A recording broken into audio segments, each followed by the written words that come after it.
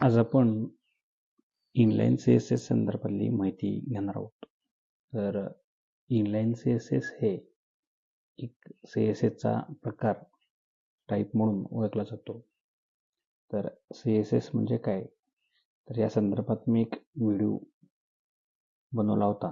तो व्हिडिओ नक्कीच बघा, जेणेकरून त्याच्या पुढील हा पार्ट आपण आज बघणार आहोत. तर इनलाईन CSSचा प्रोग्राम कसा तयार करायचा ते मी आज या व्हिडिओच्या माध्यमातून सांगणार आहोत. तर सर्वप्रथम तुम्हाला इनलाईन CSS कशा पद्धतीने यूज करायचं आहे ते मी सांगतो.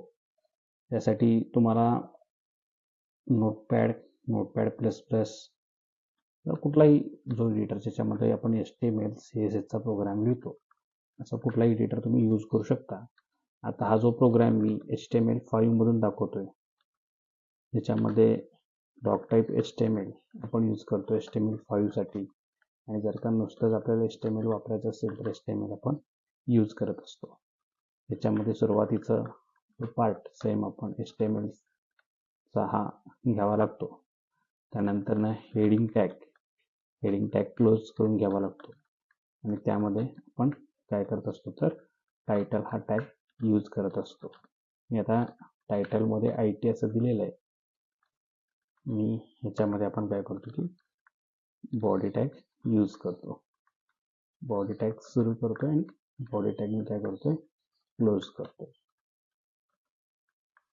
यामध्ये मी सगळ्यात पहिल्यांदा H1 टॅग हा घेतो आणि H1 मध्ये फक्त काय लिहितो की welcome to inline CSS /H1 tag आणि सिंपल हा प्रोग्राम मी सेव्ह करतो. आता मी कुठलाही CSS यूज केलेलं नाही. त्याला नाव देतो इनलाईन .html. फाईलचं नाव इनलाईन आहे, .html एक्सटेन्शन आहे आणि मी सेव्ह करतो. या ठिकाणी मला तर माझी फाईल आलेली आहे. ही फाईल कोणत्याही ब्राउझरवरती तुम्ही रन करा, गुगल क्रोम, मायक्रोसॉफ्ट, आपण क्रोमवरती रन केलेले आहे. बघा सिंपल असं टेक्स्ट दिसतंय, वेलकम टू इनलाईन CSS. आता इनलाईन CSS आपण इम्प्लिमेंट केलं नाही. हे करण्यासाठी आपल्याला त्या कोडमध्येच आपल्याला CSSचे कंटेंट्स द्यावे लागतात.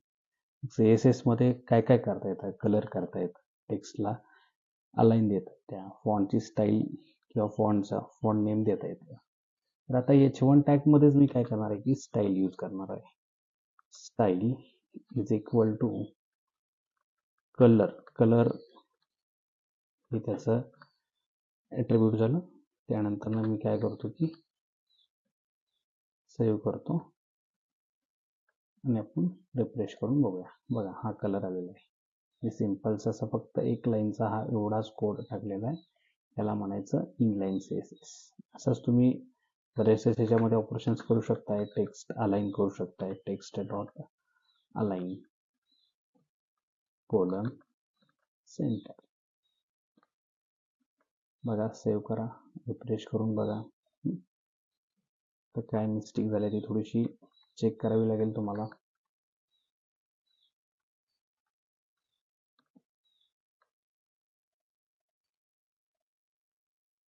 याच्यामध्ये सिंगल कोट, डबल कोटेशन आपण स्टार्ट करूया आणि डबल कोटेशन क्लोज करूया. चेक करूया आपण.